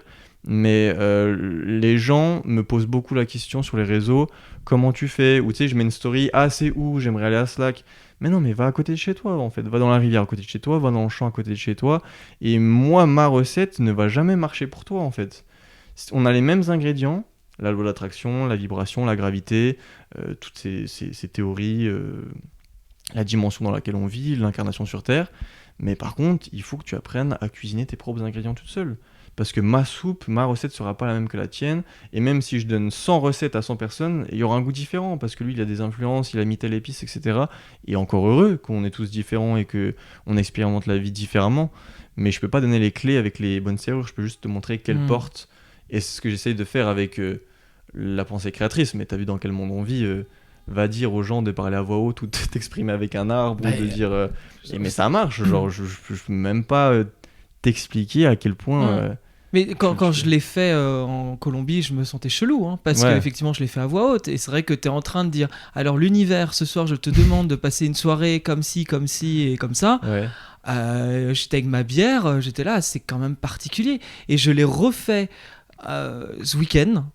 Je l'ai refait ce week-end, donc il y avait la Gay Pride à Paris, et j'ai demandé, on en a parlé en off, là je vais pas forcément aller sur le sujet, mais bon, j'avais une rencontre qui s'est pas forcément bien passée, etc. Je voulais passer une soirée cool, et j'ai fait une demande à l'univers, donc j'ai réutilisé ce truc là. Alors l'univers, ce soir j'aimerais bien faire une rencontre étonnante et imprévue. Et en fait, je me suis retrouvé à aller voir un date que j'avais eu il y a 8 ans auparavant, que j'ai retrouvé parce qu'il était là au bon moment quand je lui envoyais le message, ce qui n'était vraiment pas dit, en fait, et qu'on pouvait se voir en 5 minutes. Et dans cette soirée-là, j'ai un ex que je n'avais pas vu depuis 15 ans qui m'arrête et qui me dit « Oh putain, t'es là, j'écoute tous tes podcasts, j'adore ce que tu fais. » Incroyable. Ça faisait 15 ans que je l'avais pas vu. Donc, quand je dis à l'univers, entre guillemets, apporte-moi une rencontre, je sais plus comment j'avais dit ça, mais il y avait vraiment ce côté étonnant que je n'imagine pas. Bah, je m'imaginais pas en fait revoir, même si je l'ai provoqué quelque part, mais quand même que ça se fasse si simplement, au bon moment, bon timing. Ouais, genre c'était écrit quoi. Et qu'ils me disent, je suis là, et qu'en 5 minutes, on se retrouvait face à face, et que là, un ex débarque et qu'ils me disent que mon podcast était canon. J'ai trouvé que c'était 2 rencontres où si on m'avait dit le matin, il va se passer ça, jamais je l'aurais cru. Tu aurais pas cru. Mais tu vois, c'est là où la pensée créatrice elle intervient aussi, c'est que si on te l'avait dit, tu aurais pas cru. Et le fait de pas y croire, c'est de la pensée créatrice. Et ce que je dis en général aux gens qui y croient pas trop, c'est tu peux juste formuler un truc simple de la vie, je suis disponible. Tu vois, ce que tu as à m'envoyer de meilleur aujourd'hui, je suis disponible. Des fois, j'ai la flemme de me faire des affirmations, d'écrire et tout. Et je dis, ok, peu importe ce que tu as à m'apporter de bienveillant, faut préciser, sinon il va t'arriver une dinguerie. Hein. Parce que la pensée créatrice, ça marche autant dans le bien que dans le mal. Il n'y a pas de dualité là-haut. Donc, ce que tu as à m'apporter aujourd'hui, la vie, je suis disponible, j'accueille, là je suis prêt. Et des fois, il va se passer un truc, et ça me fait penser quand tu dis, ouais, j'ai demandé une rencontre imprévue.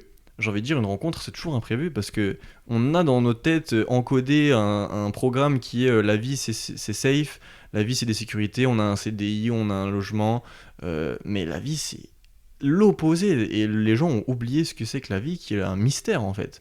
Et pendant toutes ces années, on a essayé d'expliquer ça avec la science, mais la science est à côté de la plaque. La science ne sait même pas expliquer qu'on est fait d'énergie et de matière vide en fait, qu'une cellule c'est vide à 99%, tu vois. Et quand tu vois dans quel monde on vit, c'est normal que quelqu'un va se dire ah mais je suis pas capable, ah mais lui il va me quitter, mais en fait je suis pas assez bien pour ça, et puis mon examen de toute façon ma mère elle m'avait dit que, mais tout ça c'est de la pensée créatrice en fait, et c'est un travail monstrueux. Quand j'ai commencé la méditation, moi, il y a 3 ans, je me suis dit, bon, c'est bon, aussi, moi, je suis apaisé. Mais pas du tout, c'est un travail monstrueux de même pas t'apaiser, de déconditionner et d'enlever toutes ces couches, de peler l'oignon, d'enlever tous ces filtres. Et moi, je me fous à l'étranger parce que c'est là où ça va le plus vite. Et c'est dans l'inconnu, mais parce que de toute façon, si tu es dans le connu, ton mental, il sait déjà, donc il va juger. Ah, moi, ça, je connais ça. Ah, moi, je sais ça. Et dans le livre que je lis, il dit très bien, la connaissance divise. T'es face à une fleur, t'es face à une rose, ah ça c'est une rose, ah ça c'est beau, je sais qu'on m'a dit qu'une rose c'était beau donc c'est beau, ah je suis devant un coucher de soleil, ah c'est merveilleux. Mais si t'es devant l'inconnu, même ils appellent ça le méconnaissable, tu vois, le truc qui te fout droit, tu sais pas d'où ça vient, la rencontre, bam, au bon moment, l'intuition ou le coucher de soleil qui te fait chialer, t'es en mode putain j'ai pas de mots, parce que c'est l'inconnu, ton cerveau il est out.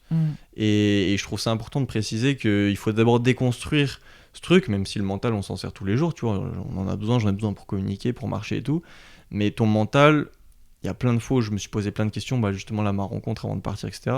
Pareil, tu vois, je loupe mon vol pour Paris, je me dis putain mais c'est chiant, et en fait toute la journée j'en rigole et je me marre, je me dis j'ai perdu 500 balles, les Indiens il me chie dessus, clairement. Vraiment, c'est tu montes pas dans l'avion et tu fermes ta gueule. Et après, le lendemain, je me réveille comme ça, je me débarbouille en galère dans l'auberge que j'ai trouvée. Et je rencontre une meuf qui me bouleverse le cœur, tu vois. Je me dis, mais putain, tu le savais, tu vois, tu le savais que ça allait arriver. Et c'est au moment, j'ai envie de dire, où t'as plus rien. C'est pour ça que j'aime bien les trucs de restart de zéro, tu vois. C'est le moment où t'as le plus rien. Et ça met les frissons, parce que l'année dernière, j'ai passé un été de fou, je te dis. Mec, mon frère était en train d'embrasser ma copine devant moi. J'arrivais dans la chambre, ils étaient en cuir et tout. J'ai passé un été de fou. Mais j'ai des souvenirs, mon gars, parce que c'était tellement intense. Et j'étais tellement à zéro, je disais, putain, et je parlais à l'univers, tu vois, j'étais en mode, qu'est-ce que vous me foutez, les gars, là? Je vis une dinguerie, je peux même pas en parler à des gens, ils comprennent pas. Pour eux, tu vois, ils se seraient juste séparés de la meuf, hein. Ils auraient perdu leur frère, leur copine, ils auraient tout perdu, tu vois, dans le désarroi et la peine. Et j'étais en mode, mais je sais que c'est pour une raison, j'en suis persuadé. J'avais les frissons, je suis là pour une raison. Et ce truc-là de me foutre dans la galère à l'étranger ou de vivre des trucs intenses, je me dis, c'est exactement ce que je dois vivre, tu vois. Et mon mental ne peut pas évoluer dans le connu. Et quand je suis dans le... C'est une certaine mort de l'ego, en fait. Je comprends que, tu vois, j'ai un truc aussi avec la mort. J'aime bien les sports d'adrénaline. J'aime bien me rapprocher de la mort, tu vois, de faire des trucs un peu dangereux. Et j'ai compris que je cherchais la mort de l'ego, en fait. Parce que tout ce que tu vas faire de nouveau dans ta vie, c'est la mort de l'ego. Parce que l'ego, il évolue que dans le connu.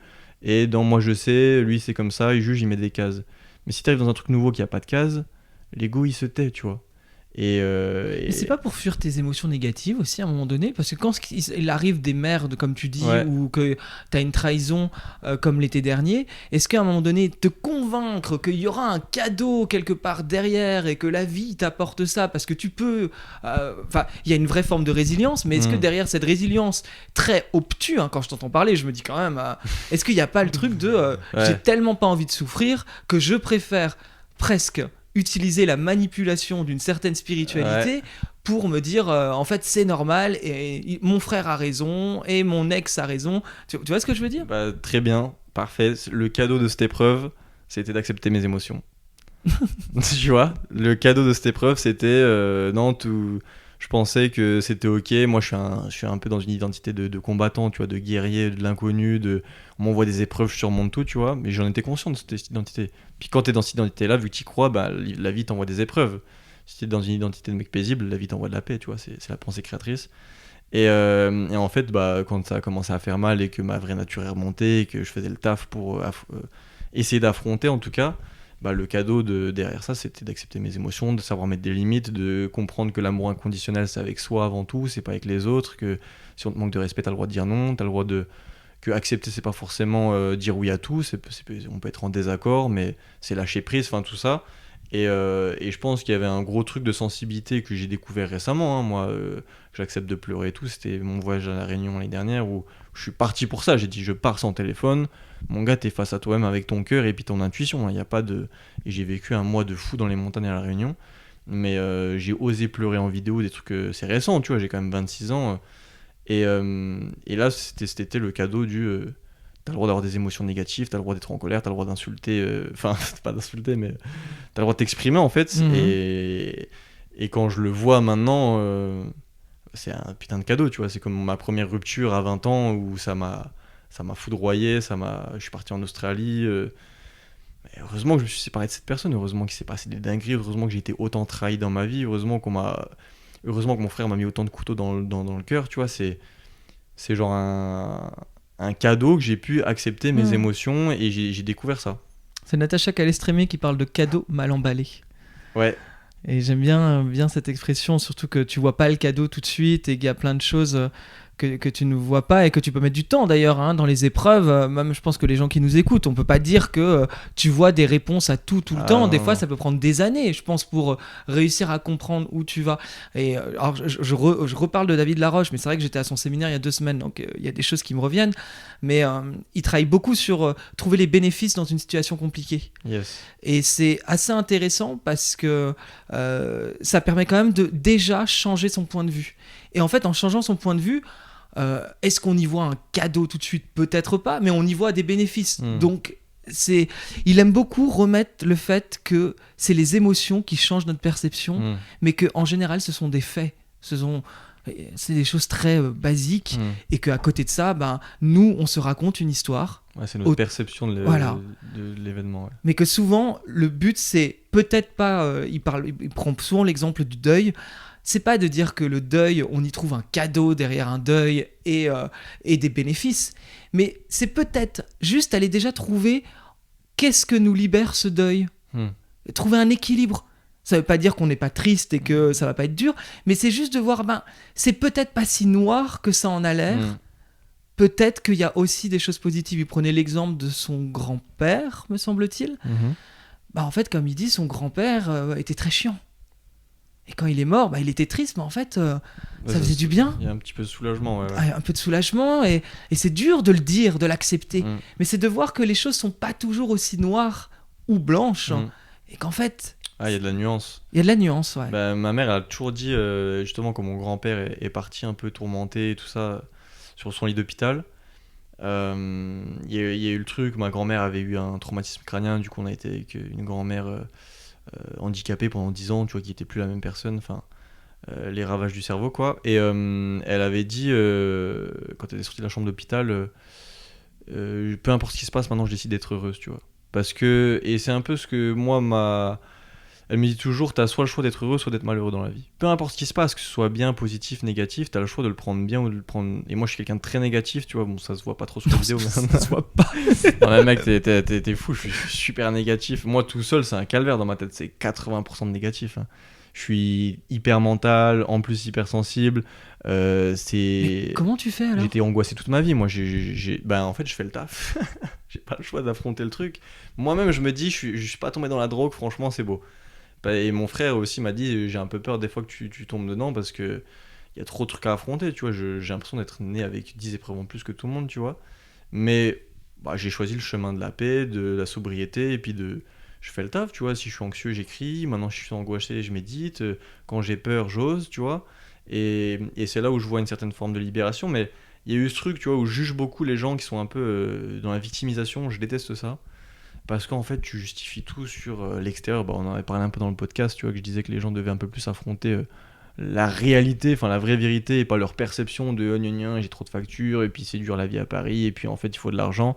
Et c'est que tout des croyances limitantes, c'est encore une fois de la pensée créatrice.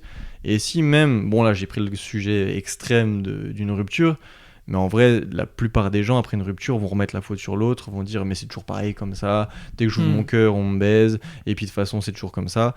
Et en fait, c'est des croyances comme ça perpétuelles. Et moi, juste de dire on m'a mis un couteau dans le cœur, mais je l'ai encore grand ouvert. J'ai pas pris le truc de non, il faut que je le referme, et puis en fait, je suis un cœur noir, parce que j'ai vécu 25 ans, moi, dans le seum, dans le cœur noir, et puis tu vis rien, en fait. Et de me dire, c'est un mec que j'ai rencontré là, à Vipassana. Je disais un peu que voilà, je galère tout ça. Il me disait mais mec, tu te rends compte à quel point t'as un grand cœur, t'es là, t'invites ton frère en Thaïlande, ensuite tu l'invites au Népal, vous êtes là en train de méditer les deux. T'imagines il y a combien de personnes qui seraient tourmentées dans un deuil de la relation, plus en train de détester leur frère. Il m'a fait chialer, tu vois. Je dis c'est vrai que en fait j'ai vécu trop longtemps dans la haine et la rancœur, et maintenant si je garde pas mon cœur ouvert, qu'est-ce qui va le faire pour moi, tu vois. Il n'y a pas de suite à ça, c'est pas une vie de vivre dans... Tu survis en fait, de vivre dans la haine et dans la peur. Et je suis fier d'avoir pu garder mon cœur ouvert, et même si j'ai eu des sentiments de vengeance, toutes ces émotions négatives que tu dis, maintenant je les accepte, tu vois. On a pu parler avec mon frère, j'ai pu lui dire que j'étais traumatisé, tu vois, que maintenant c'était un traumatisme, quand il était à côté de moi, mais j'étais pas en sécurité avec une femme, etc. Qu'on a vécu en Thaïlande, etc. Il y a eu le moment où... Mais on en parle, et c'est ouvert, et il y a beaucoup de communication là derrière. Donc, je sais plus sur quoi on partait, mais je préfère prendre ça comme un... Je vais pas me victimiser et remettre la faute sur l'extérieur. Et même si c'est pas vrai ce que je dis, tu vois, même si c'est une fausse recette que je me suis inventée dans la tête de... Je suis un peu un guerrier des épreuves, il y a toujours un cadeau derrière.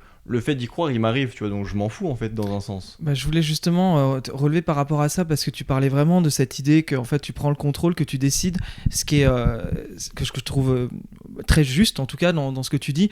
Il y a pas plus tard qu'il y a 3 jours, ma psy m'a dit on décide de rentrer dans une relation, d'être amoureux, de faire ceci, et qu'à un moment donné on prend aussi la décision d'eux plutôt que de subir justement ou d'être dans l'attente, et que c'est même aimer, c'est un verbe d'action.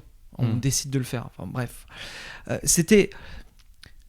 En Colombie, j'ai très bien vu des mécanismes de sabotage que je pouvais avoir dans ma tête. J'ai rencontré un prof de yoga brésilien qui m'impressionnait de par son lâcher-prise, que je trouvais très beau, vraiment le prof de yoga de je sais pas, 28 ans, grand, tatoué, les grands yeux noirs, enfin bref. Et on est parti se baigner et j'étais hyper mal à l'aise. J'étais là, je suis trop gros, je suis trop vieux, je suis trop ceci. Et vraiment, mais je les vois, ces pensées. Je me dis, mais je vais jamais lui plaire, ça va être compliqué, etc. etc. Je me rabâche ça quand même pendant un bon 3 heures, pendant qu'on est ensemble. Il me ramène à l'hôtel. Là, bon, lui, il doit partir et moi aussi, parce que j'avais un autre truc après. Il m'embrasse, mais tel un Brésilien, quoi. Le truc, je suis là, je suis présent, c'est le sang chaud. Et là, je me dis, mais t'es débile. Tu viens de te pourrir l'après-midi sur une plage avec des palmiers. Vous avez été vous baigner. Ça aurait pu être tellement beaucoup plus romantique, beaucoup plus fluide. Et en fait, t'es resté bloqué sur ta petite personne de t'es une grosse merde, il voudra pas de toi. Et pourtant, ça fonctionne. Donc là, je me dis, en fait, moi, ma question, parce que après, je vais te montrer, c'est que quand je suis rentré à Paris, on l'a évoqué tout à l'heure, j'ai rencontré quelqu'un, je me disais, c'est trop beau pour être vrai, je vais souffrir dans cette histoire. J'avais ce schéma qui était dans ma tête, je veux y croire, et ça s'est réalisé. Au final, ça ne s'est pas fait. Et je me dis, dans les deux cas. Et t'en souffres. Et j'en souffre. Donc ce que tu visualisais, c'est passé, quoi. Ce que je visualisais, c'est passé. Or, avec le Brésilien, c'est pas le cas. Et des fois, j'ai du mal à comprendre, en fait, comment on se situe. Là, j'ai mes croyances limitantes et en fait, je me rends compte que c'est totalement faux et que je me dévalorise. Mais en même temps, l'histoire à Paris, j'ai cru que effectivement, j'allais pas être assez bien et que j'allais souffrir. Et c'est exactement ce que j'avais en tête qui s'est passé. Ok. Tu vois ce que je veux dire ? Ouais, j'ai la réponse. Avec ces questions, je me les pose tous les jours. Je pense qu'il y a une différence, pour qu'on en ait parlé un petit peu tout à l'heure. Il y a une différence entre, il y en a un cas où c'est le mental qui parle, c'est l'ego, c'est les croyances limitantes, c'est je suis pas assez bien, je suis pas assez ci, c'est la dévalorisation. Donc t'es dans la peur, t'es pas dans l'amour. Oui. Ouais. Ça, c'est aussi dans le livre que je lis, c'est l'obscur, c'est l'absence de lumière, et la peur, c'est l'absence d'amour. Tu vois, c'est pas l'inverse. L'obscurité n'existe pas et la peur n'existe pas, en fait. C'est juste l'absence de. À ce moment-là, tu devrais juste envoyer plus d'amour et avoir plus d'estime pour toi. Et apparemment, dans ce que tu m'avais dit avant le podcast, c'est que c'était plus une intuition, cette histoire, qu'à chaque fois vous parliez, ça se passait super bien, t'aurais pu y aller les yeux fermés, mais t'avais un petit truc qui revenait en mode attention, c'est virtuel, ou attention, pas trop se projeter. Et je pense qu'il faut faire la différenciation qui est hyper dure quand on est dans la tête dans le guidon tous les jours, sans méditer, sans se poser, tout le temps distrait, à surconsommer tout ce qui se passe autour de nous, qu'il y a une différence entre ton saboteur, ta pensée intrusive qui découle de tes croyances, de ton conditionnement, de tes filtres, de ton éducation, et l'intuition qui te foudroie, qui arrive de nulle part. Parce que quand l'intuition te foudroie et te dit, je sais pas, rentre à Paris, et ton mental, il arrive après, il va te dire, ben non, pourquoi je rentrerai à Paris et tout. Et en fait, il faut juste prendre... La première pensée, c'est un peu la plus... Il te plaisait, ce mec, en fait, au Brésil. Donc concrètement, le premier feeling que tu as eu, ton intuition, le premier élan de l'âme, c'était « Waouh, il y a un truc, je le sens, il est attirant, il est rayonnant, il est beau gosse, il est tatoué, il est prof de yoga, il y a tout qui coche les cases. » Mais après, une fois sur la plage, t'es en mode « Non, mais je suis trop gros, mais je suis pas assez si. » Donc moi, je pense qu'il y a un truc de toujours prendre la première impression, tu vois. C'est toujours l'intuition qui arrive parce que c'est le nouveau, tu vois. Ah, tu rencontres un Brésilien, ton ego, il sait pas. J'ai jamais rencontré de Brésilien dans ma vie, c'est un prof de yoga. Ton ego et ton mental, il a pas le temps de comprendre ce qui se passe.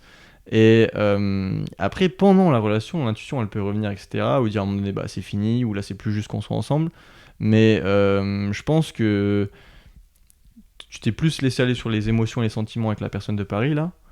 Et que ton intuition revenait un peu des fois passer à travers le brouillon qu'il y avait dans la tête pour dire et attention quand même parce que c'était pas vraiment une peur, c'était pas en mode je vais souffrir, c'était plus succinct, tu vois. Mais je le sentais.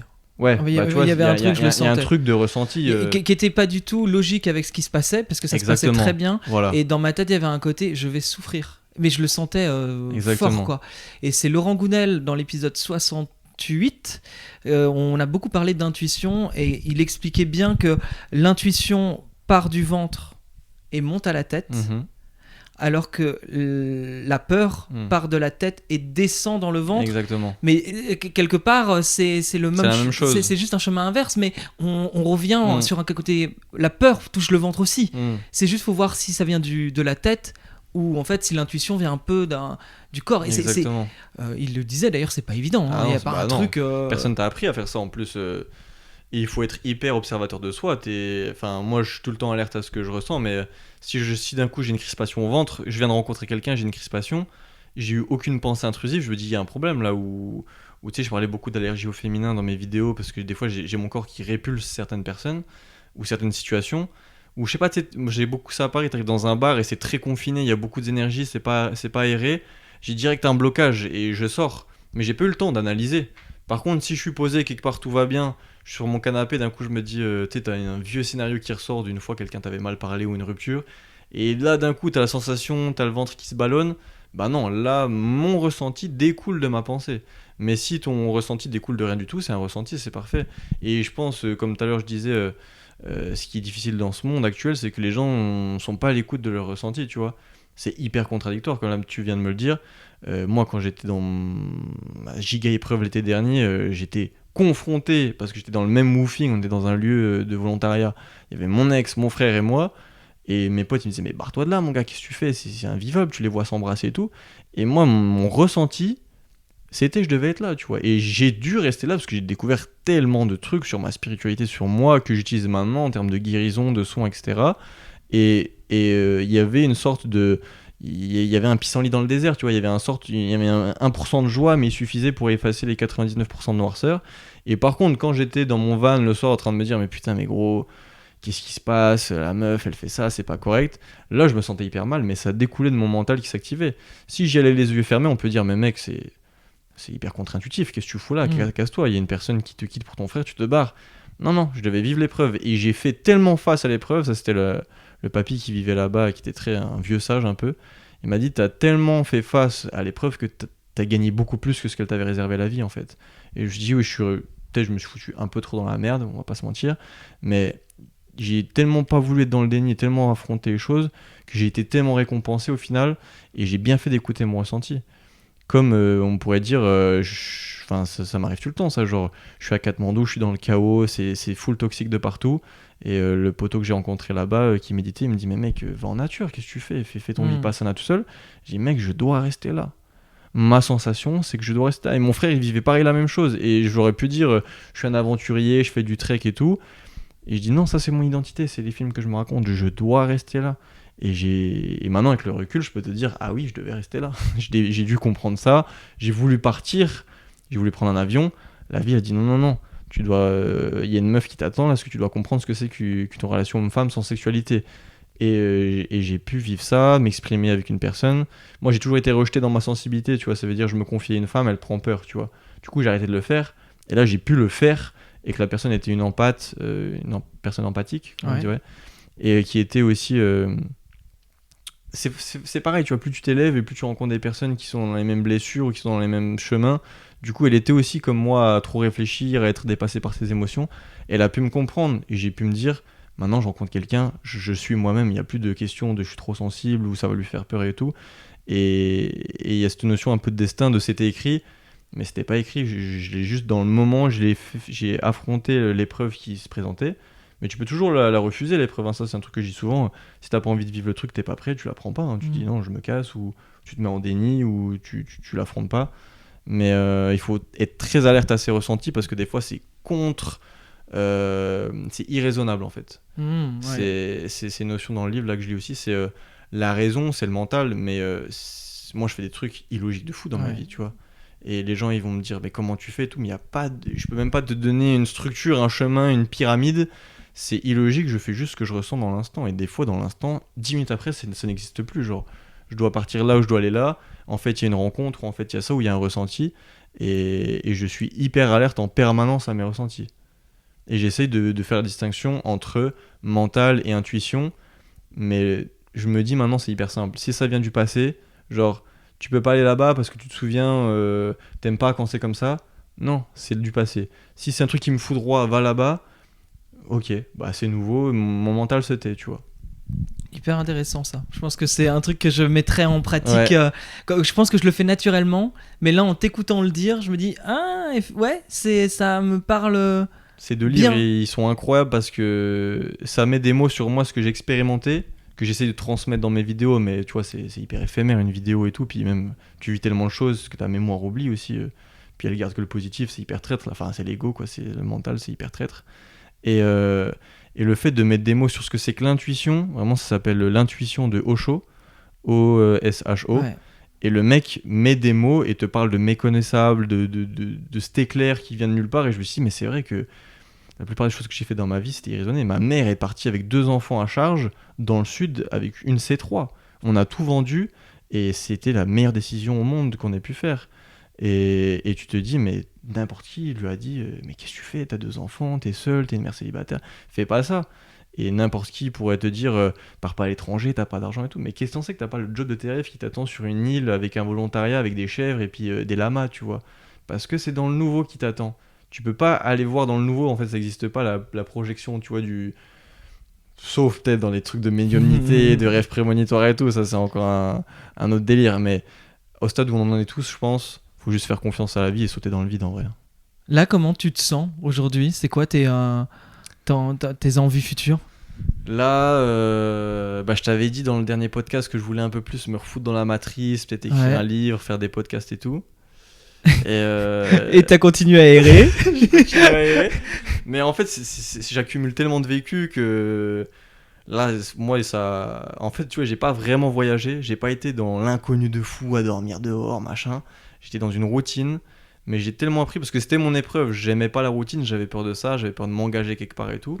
Donc, et là, en fait, je suis rentré et c'était très brusque en fait. J'ai pris un vol la veille. En plus, trop drôle, l'avion fait demi-tour en plein vol, problème technique. Je dis, mais je vais jamais partir de là, mais c'est pas possible. Ah oui, ouais, là, plus Ah ouais, non. le vol qui avait été annulé, que t'as le vol que loupé. j'ai Enfin, loupé, il y a tout quoi.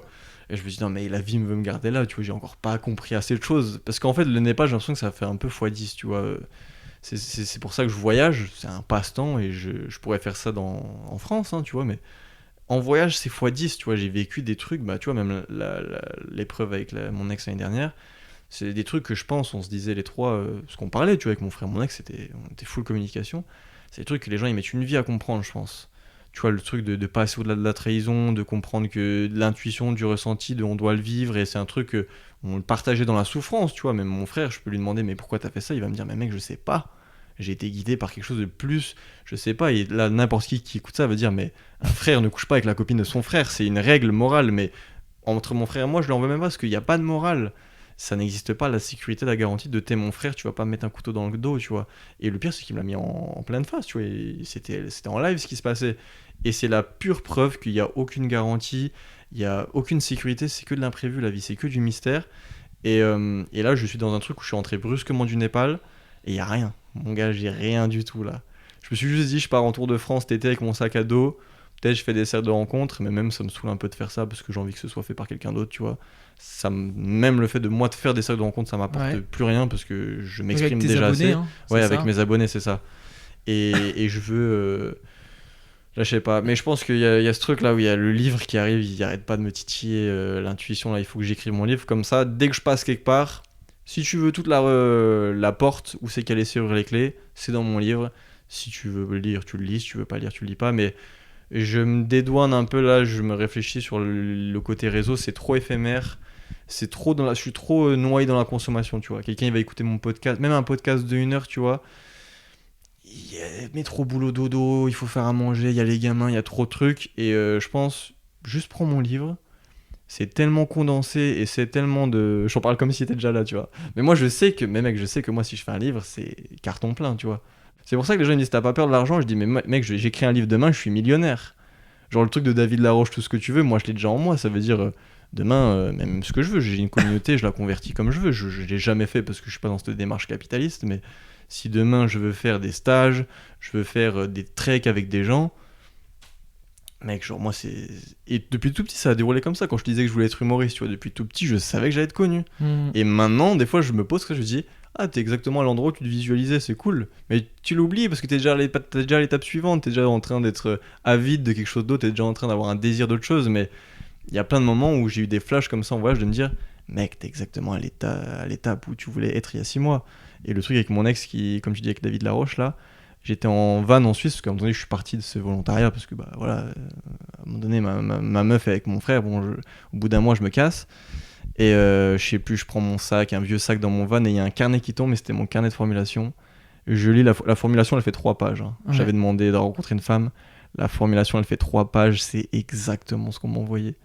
Mais j'ai pas précisé que je voulais une meuf saine et stable émotionnellement. Et on m'a envoyé une meuf qui cochait tous mes critères, mais qui était peut-être alcoolique ou instable financièrement. Et je dis putain, il faut que je précise aussi ce que je veux et que je veux pas dans le négatif. Mais tu sais, avec l'univers, on dit pas la négation, donc il faut le dire à l'affirmative, au positif. Et je lis je me filme même en train de la lire et je me dis mais j'ai exactement ce que j'ai demandé. Et là, avant le Népal, j'ai demandé à rencontrer des gens, à tout ça. Je viens d'arriver dans une coloc de 10 à Montreuil. Je rencontre des gens tous les jours. Il y a du passage de fou. Je me régale et je me dis, mec, t'as aucun plan. Mais c'est parfait ce qui se passe là. Et même tous les gens que je devais voir à Paris, mes potes, faire de la musique et tout, je les vois même pas. Ça fait 6 jours que je suis là. Je n'ai vu personne du passé, de mon mental qui a dit, si on rentre, on va faire ça, on a une sécurité. J'ai juste sauté dans le vide. La meilleure personnification que je peux dire, c'est, moi, ce que je dis, l'inconnu. C'est sauter dans le vide sans parachute et faire assez confiance à la vie et en toi pour savoir que la vie va te rattraper, tu vois. Tu vas pas t'écraser en fait, tu le sais pas, mais au fond il y a un petit nuage qui t'attend, tu vois. Mais tant que tu sautes pas dans le vide, tu le sais pas et t'es sur la falaise des sécurités, de je sais, je connais la vie, c'est comme si, c'est comme ça. Et du coup là je me suis dit, faut aller dans une coloc et tout, faire des rencontres, rentre chez toi. Je suis resté à Paris toute la journée en sac à dos. Je me suis dit mec, je choisis toujours la voie où il y a le plus de peur et le plus d'incertitude en fait. Ça, c'est un truc que je fais. J'étais au Népal et je me dis, bon, là, je dois aller quelque part. Je fais quoi ? Je peux retourner en montagne et tout. Mec, j'ai pris un bus de nuit vers l'ouest du Népal où il n'y a rien. Et je suis allé faire un safari. J'ai vu des tigres et tout. Et j'ai dit, tu prends là où ça te fait le plus peur parce que c'est là où tu vas le plus évoluer. C'est le cadeau mal emballé, si tu veux. Prends le cadeau qui est le moins bien emballé parce que c'est là où il y a le meilleur truc, le truc où il y a le plus de valeur. Parce que c'est l'évolution, tu vois. C'est là où. Enfin, moi, c'est ma démarche de vie. Il y en a qui veulent pas évoluer ou qui sont, tu vois, Franck Levé par exemple, c'est je lâche prise et on arrête avec ces conneries d'évolution. Moi c'est mon passe-temps, écoute, mais là ouais, j'ai pas de plan et je vais laisser faire la vie, il va se passer une dinguerie hein. Bah, je te le souhaite et je pense honnêtement que ça va continuer et qu'en soi t'es dans cette évolution et là, là on arrive à la fin parce qu'en fait les heures passent tellement vite avec toi. On n'a pas du tout parlé de toi, hein. Moi je voulais que ce soit un échange et tout. Bah écoute, ce sera pour la prochaine fois. Je vais devoir faire un podcast et t'inviter sur mon podcast pour t'interviewer. Mais dans l'idée, je trouve que là, moi ce que je trouve hyper bien, c'est de vraiment reprendre conscience du pouvoir créateur que l'on est. Et on l'appelle comme on veut, mais en tout cas, c'est demande à l'univers et de tester, d'y croire. Les ressentis aussi, ça je trouve hyper intéressant, le fait que tu reviennes sur le fait que on a tous des ressentis et à quel point on peut s'écouter et d'aller vers ce qui nous fait peur. Enfin, il y a eu plein de choses comme ça, je trouve, qui aiguillent tellement bien. Et qu'on est maître de notre vie, hein, vraiment, ça c'est le truc, c'est qu'on décide de ce qu'on veut être. T'as décidé d'être à 1200 € par mois dans un taf sous-payé où t'es considéré comme un pion. T'as décidé de te mettre dans cette relation. Et même si tu vas dire j'ai pas décidé, on m'a trahi, on m'a quitté, tu l'as attiré à toi. Ça veut dire que dans tes visualisations, c'est horrible à dire ce que je vais dire, mais t'as attiré quelqu'un qui t'a maltraité, quelque part tu le cherchais, quelque part tu devais le vivre. Tout ce qu'on vit, même moi si j'étais sous emprise ou si j'ai vécu des trucs traumatisants, quelque part tu le cherchais, tu l'as attiré, tu l'as créé, tu l'as visualisé.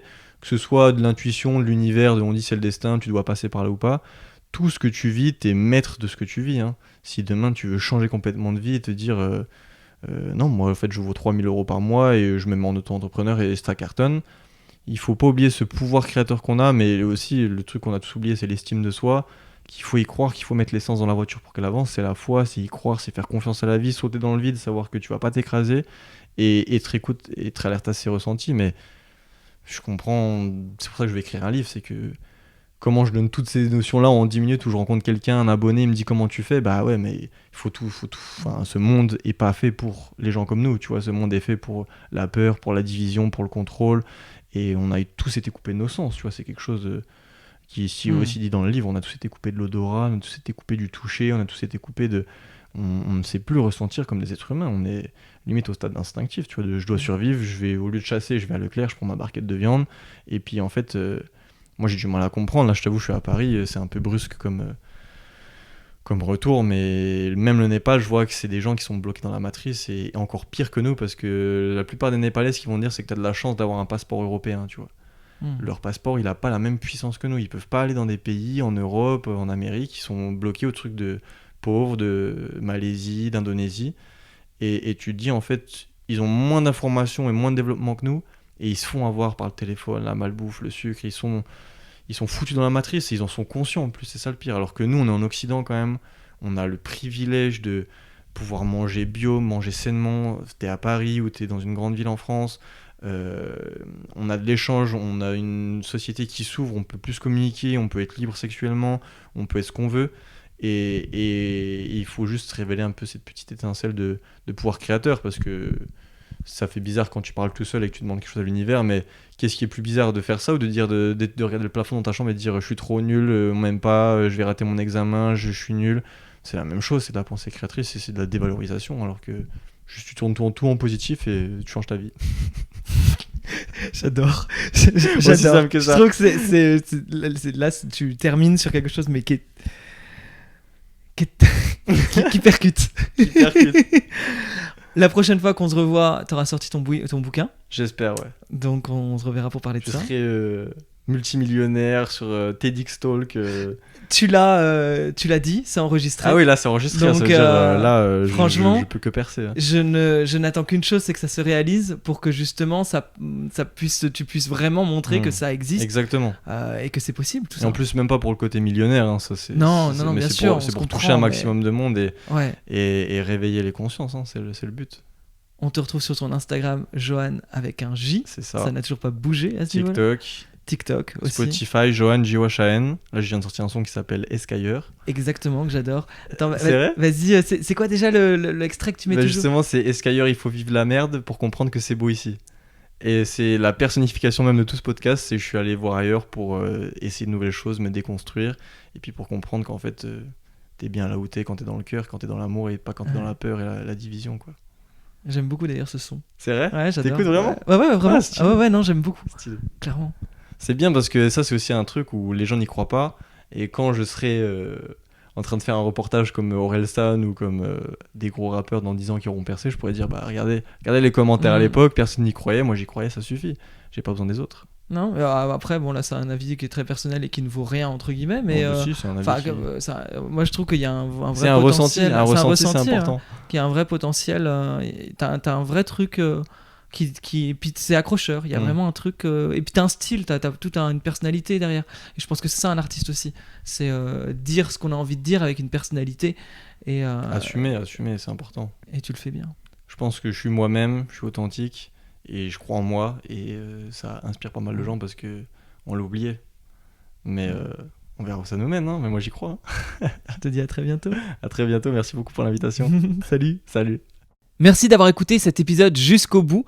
J'espère que cet épisode a pu t'inspirer. Ce que j'aime vraiment avec Johan, c'est cette modernité quelque part et cette jeunesse qui s'approprie les codes comme ça du développement personnel. Mais quand je dis qu'il s'approprie les codes, c'est surtout qu'il expérimente ces codes de manière très concrète dans la vie.